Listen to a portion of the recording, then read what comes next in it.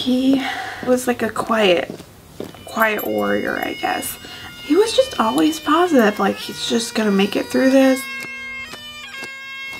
Yesterday was the final day that I got to see my husband and give him his final wish, which is to have a full military honors burial. It was a beautiful day, and had he been there, he would have loved it.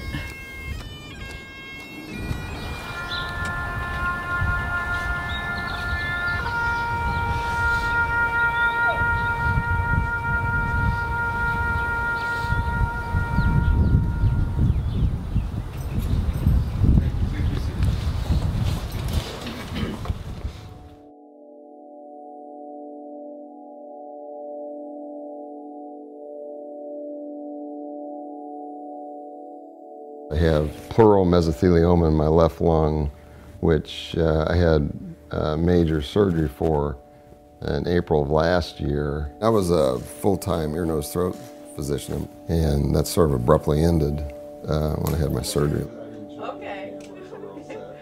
I have follow-ups every 3 months. Kind of achy, you're going to feel flu-like tonight, sore throat. I was born in 1948, so there was an asbestos and everything back then. Probably just through my lifetime. But who knows where I picked it up from.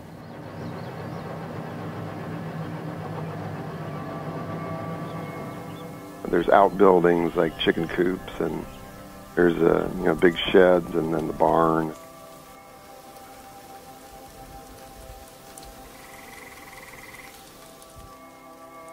It's been in the family since the 1850s, and every 2 or 3 months we'd probably go up there. It's just a kind of neat place to run around.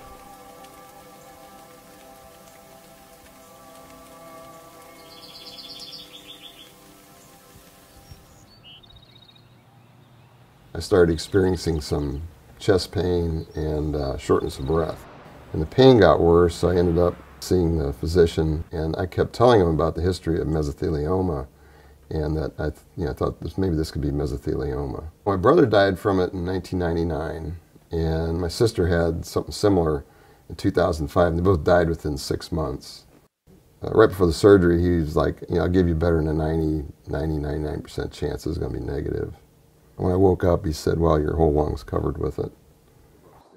Callie, our oldest daughter, sat with me in the waiting room. As we sat there, we saw all the doctors come and get the patients, and they were all told about their loved one in the waiting room. And then when my surgeon came out, he motioned me to come to the little room. I remember he made me sit down, and the wall was just a foot in front of me. And I knew right then that it wasn't good. And he said that he had cancer, and it was quite extensive, and it covered the whole lung.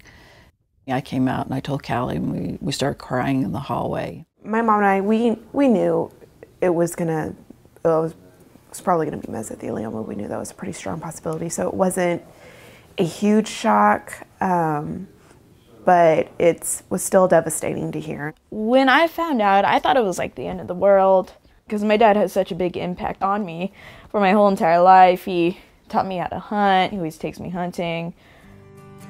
I just thought that was the beginning of the end until I did the research, and then, I felt very hopeful. Now they have so many trials, and the science has gotten better. So I went from very depressed to very hopeful, and so many times people say, you guys are so positive, and we're like, it won't be the end till the end, because there's just so many things to try. Standard treatment, you don't want to do that. You want standard plus something extra. So we chose to come to Philadelphia with it's called a radical pleurectomy, where instead of taking the lung out, they do a meticulous dissection, and because this is a cancer of the pleura, of the lining of the lung, so they have to strip all that lining off, and it's just like peeling an orange. So far it's worked. Today we're going to the University of Pennsylvania Hospital where I'm going to have a bronchoscopy and biopsy performed. I had an area of thickening just at the end of the left main bronchus. There was also some funny-looking tissue on the wound on the side of my chest. They may take a biopsy of that too. So I hope to find out what this is, and then we can get on with treatment for it.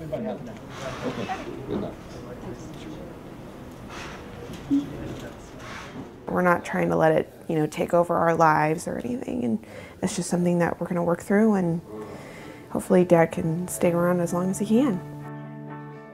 Day to day, we just keep going on as we normally have. We've been walking the city all these last 4 days, and been having fun, and it's been great to, spend some time with my dad. I hope today goes fine, and hopefully it's not whatever the prognosis for today's biopsy is. I hope it's at least manageable.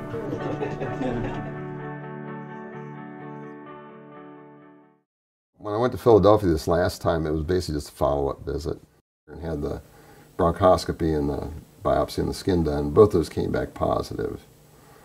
And so that was a little disconcerting. It's kind of hard to make plans for anything because everything seems to go 3 months at a time.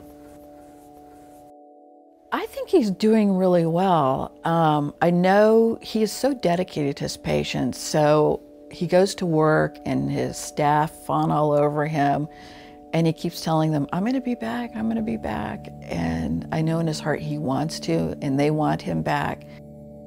We want to try to stay happy and still live a normal life, but try to do some things that we've been wanting to do since he's probably going to have a shorter life. What? What's that? We want to go hunt maybe on some ranches for maybe exotic game.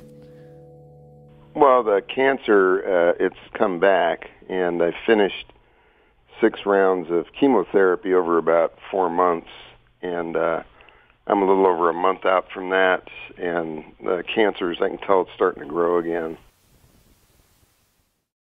Bill had some complications starting in January. So we started hospice officially on Saturday, a week and a day before he passed away. When the night is cloudy, there is still a light that shines on me. Everyone was going to spend Sunday with Bill. That Saturday evening, I said, honey, are you ready to go to bed? And it was 9:30. And he said, yeah, I'm tired. Let me go to bed now. Usually he will wake me up in the middle of the night. So when I woke up at 7:04, I was a little startled. I looked over to the bed and I could see his face. He was all pink and he looked peaceful. And then I noticed that I didn't hear any breathing sounds. He was just like he was asleep. He just went peacefully.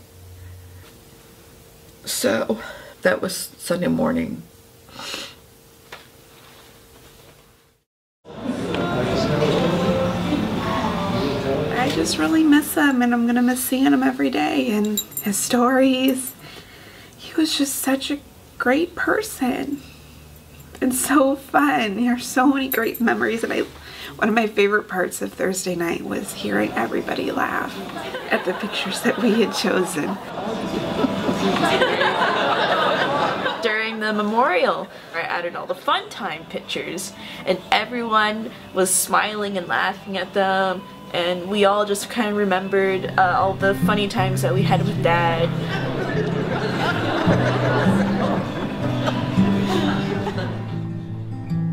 He was so admired and liked by everyone, and always was joking around, had a great sense of humor. Everybody loved Bill.